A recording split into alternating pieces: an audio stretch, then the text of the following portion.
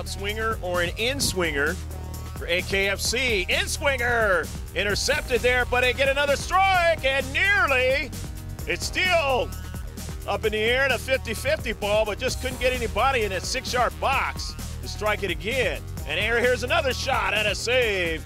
And now they get a counterattack going on the near side for Hawkins. Hawkins' drive over the top of the net. On the run is Hawkins. Hawkins in the box. Hawkins finds a teammate at the top of the box, and a goal! Go, go, go, go, go, go, go, go, go, go, go, go, go, go, go, go, go!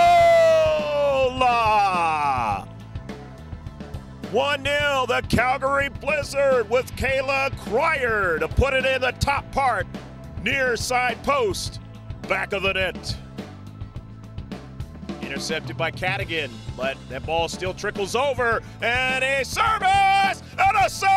Great save that time by Jaden Chu. Oh, how did she rob her that time? The striker went up in the air and protected the near post.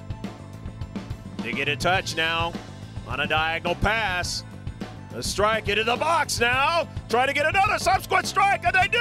And it's a goal! Go, go, go, go, go, go, go, go, go, go, go, go, go, go, go, go, go! Kate Nakagawa scoring the goal, and it is 2-0.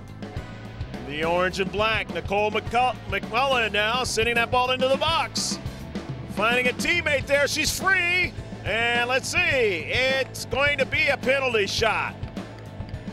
Kayla Cryer trying to give him a 3-0 lead.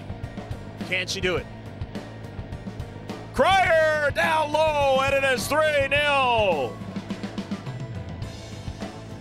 So Kayla Cryer on the penalty shot. Close pass down to Central that time. However, they still have a player in the box. Opportunity here, and it's over the top of the net that time.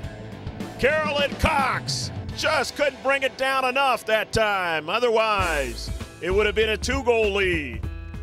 Temperatures are conducive, and Jaden Chu, and it goes in the back of the net. She thought she might have gotten it all, but not quite as she looked back, and it is now 4-0.